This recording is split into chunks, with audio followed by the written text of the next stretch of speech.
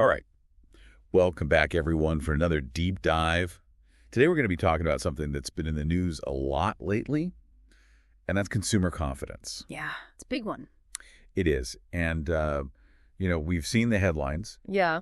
and we want to kind of go beyond just those headlines and really dig into the why of what's going on. Yeah. And so we have a great article here by Chris Lennis. Okay. He's a factoring specialist, and the article is titled, Consumer Confidence Slips to Lowest Level in Years.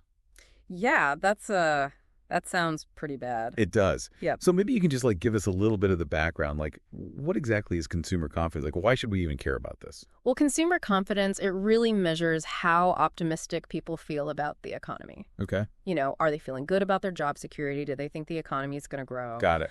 Are they willing to spend money? These are all really important factors that actually drive economic growth. So when consumer confidence is high, people tend to spend more, businesses invest more, and the economy tends to do well. But when it's low like it is now, that's when things can start to slow down. And it sounds like things are pretty low right now. They are the Conference Board's Consumer Confidence Index. It actually plummeted in February. It hit its lowest point since August 2021. Wow. So this is the lowest it's been in years. It is, yeah, it's significant. And so what are some of the reasons that are contributing to this drop? Well, I think the biggest one that everybody's feeling is inflation. Okay, yeah. Prices have been going up, and it's really eating into people's budgets. Yeah, for sure. And I think everyone's seeing that when they go to the grocery store or, Absolutely. fill up their gas tank. It's everywhere. And so how is inflation actually impacting consumer behavior? Well, when prices are high, people start to get really careful about their spending. They cut back on things they don't absolutely need, like, that new TV or a fancy vacation, and focus on just the essentials, like food and housing. Why? We're actually seeing a shift from spending on wants to spending on needs. So it's people are prioritizing, what they absolutely have to have versus Exactly. things that would be nice to have. Right, and that has a big impact on businesses. Yeah. Some industries are actually doing well in this environment, like discount retailers, Okay. grocery chains that focus on value brands. Even DIY and home repair companies are seeing a boost as people try to fix things themselves instead of paying someone else to do it. So it's people are kind of getting thrifty. They're trying to make do with what they have and Absolutely. be more resourceful with their money. It's a sign of the times. So we've talked about inflation, but what about jobs? Yeah. I mean, the article also mentions job market jitters. Right, and it's interesting because unemployment is actually relatively low right now. But there's this underlying fear and uncertainty. We keep hearing about layoffs, especially in the tech sector. Right. There are concerns about a possible recession. Yeah.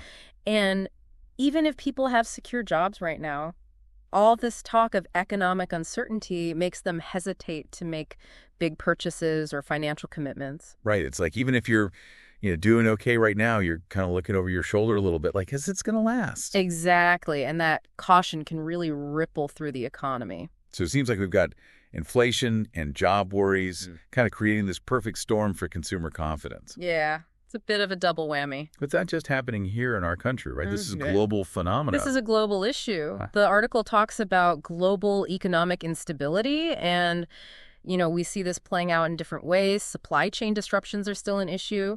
Right. The energy crisis is having a ripple effect around the world. Geopolitical tensions are adding to the uncertainty. So it's everything's kind of interconnected.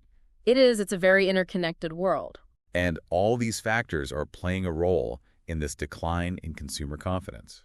Yeah, and that decline can have some serious consequences for the economy. So what happens when consumer confidence stays low for a prolonged period? Well, when people aren't spending, businesses start to suffer. They may cut back on investments, delay hiring, and that can lead to slower economic growth overall. It can become a bit of a vicious cycle. So it's like a domino effect. Exactly. One thing leads to another, and it can really start to impact the whole system. The whole system. So then the big question is, what can be done about it? Right. I mean, the article hints at some solutions like tax breaks and financial assistance, but what might those look like in practice? Yeah, those are broad terms, and there are a lot of different approaches you could take. Okay. One concrete example could be something like expanding the earned income tax credit. That puts money directly back into the pockets of low-income workers who are more likely to spend it. which can help stimulate the economy. Right. It's putting money where it's actually going to get spent. Exactly. Get things moving again. But some experts argue that a mild recession could actually be a good thing in the long run. Mm. It weeds out weaker businesses, forces innovation. What are your thoughts on that? Well, it's true that recessions can lead to some positive changes. They can force businesses to become more efficient, more competitive, and they can create opportunities for new businesses to emerge. But it's important to remember that recessions also cause a lot of pain. People lose their jobs, their homes. It's a difficult and disruptive process. So it's a bit of a trade-off then. Exactly. It's a balancing act. We want to encourage innovation and growth, but we also need to protect people from the worst effects of economic downturns. So with all this going on, this decline in consumer confidence, the potential for a recession, how do you think this is going to impact innovation in the long term? That's a great question. And I think it's one of the most interesting aspects of this whole situation. I think we might see a shift in focus away from the kind of flashy, high-tech innovations and more towards things that are practical, affordable, and meet people's essential needs. So instead of the next iPhone, we might see more innovations in areas like affordable housing, sustainable energy, or healthcare. Exactly.